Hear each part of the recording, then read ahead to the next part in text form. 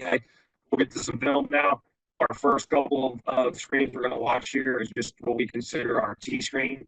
So this starts our tailback swinging or bubbling out of the backfield. All our guys on the perimeter, all we're doing is just blocking MDM. During different screen periods, we will have these guys do different. We'll throw different screens. We'll do 2-on-2 drill, 3-on-3 drill. So again, these guys, it's very imperative that these guys are all on the same page out here and really understand what is going on.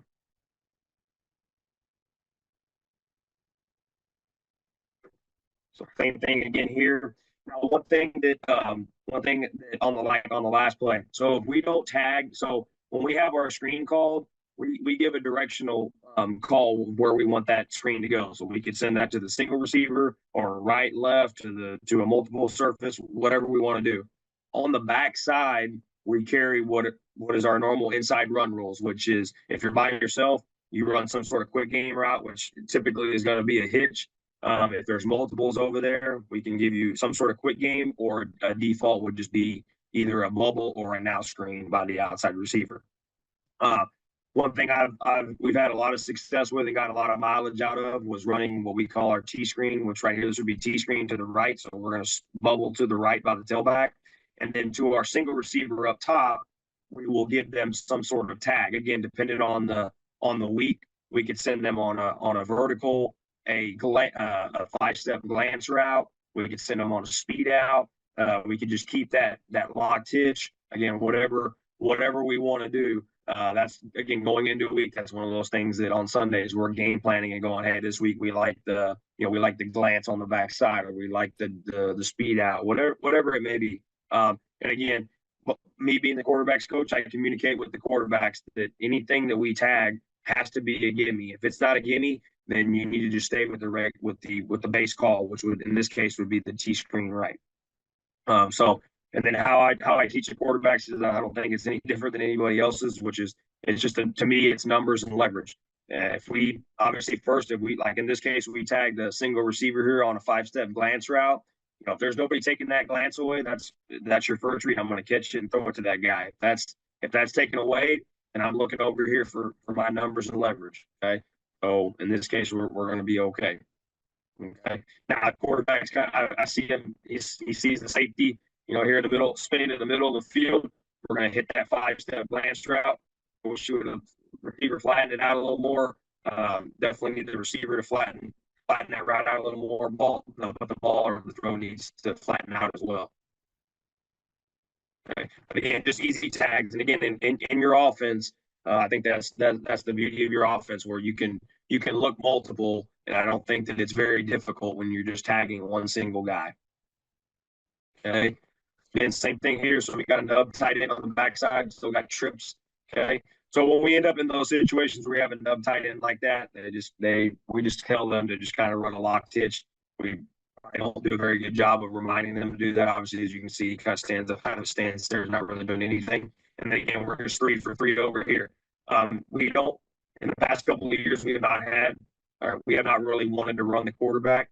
So to me, the like these easy T bubble or these T screens like this, it's kind of like option for us without having to read it, and we can just pitch it out there and let them go run to the sideline and up front. All we're doing is our quick game protection, which is just a quick set, and then it cuts so we can get hands down, and then obviously we don't give them a chance, especially like a 5 technique on a 4 down front, to rally to the throw. Okay, so this is just out of a 2x2 formation. Okay, so again, you can kind of see, we've got T screen to the left here. On the backside, we didn't tag anything, so we're just going to run a bubble by the inside receiver. Outside receiver will block most dangerous, and then my 2 receivers to the field here will block most dangerous. Okay, so again, nothing earth-shattering there. Just an easy way to get an easy touch. Okay, again, and especially with tempo, we end up in a 2x2 or a 3x1, and we can see that the defense is having struggling lining up. And these are some quick game, and our screen game is what we're going to try to utilize in those situations.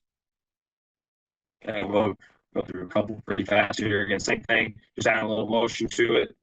Okay, again, just another way to get a different look. And again, guys taking care of business on the perimeter, getting the ball in the hand of one of our most explosive players. Okay, same thing here. Okay, just an easy touch for our guys. Okay, so now here's the anvil off of this. Okay, so you can kind of see here. So we'll send. So how we do this is just basically like vertical landmarks. Okay, so we've got three receivers over here. So farthest receiver would have the numbers. Number two would have the near hash. Number three would be working middle to back hash. Obviously, once we'll snap the ball, we'll pump it, we'll reset our feet. Our back reads inside out. Okay, so we'll read our number 3 to 2 to 1. Typically, we're not going to get all the way to 1 usually, so it's really 3 to 2. You can kind of see the light flashes out there. We see the little window. We'll go in the hole. Okay, getting about 20 yards there. Again, just easy stuff. When we start seeing that, people overplay stuff, just an easy little answer as people really, as defense try to get more aggressive in the screen game. Okay, here's just a stack screen for us.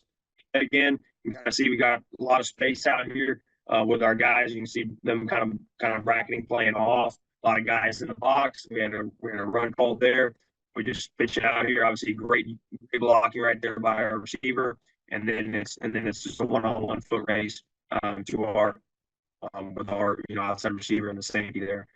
From our quarterback's perspective, we really want to try. What I coach them is to catch and get the ball out of their hand as fast as they can. That's what we do on Mondays during individual drill. I set up a net and we do a little 3-ball drill. I toss them one ball, they throw it, and as they're releasing that ball, I'm already tossing the next one. So they know they have to get around, catch the ball, get it out of their hand.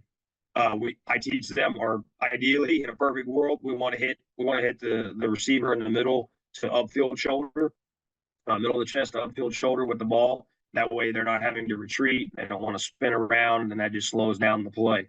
Pretty good ball by our quarterback there. We don't really have to move too much, and he's able to catch it.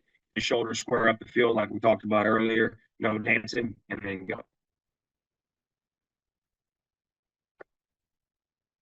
Same thing here. They like to see the ball obviously get the throw up. Kind of got to crouch down to grab that. But what I do like is that he gets his shoulders up the field as fast as he can. The quarterback gets the ball out of his hand. We're not dancing around. Okay, goes his shoulder and get as many yards as he can get. Okay, do the same thing here. Okay, doing a really good job. I really like I'm not like Tennessee wide splits. Like when we're in stack and in different formations, but I do like to spread the field to kind of see. I think it makes it easier on the quarterback to see, what the defense is going to do, and really makes the defense commit as far as, how far they're going to scoot out, or are they going to try and stay tight to the box. And then obviously, if they want to stay tight to the box, then they've got a longer space to run. So good. I see that ball get out a little bit faster. Obviously, DB fits inside, our quarter fits inside there. We want to try and get that as wide as we can.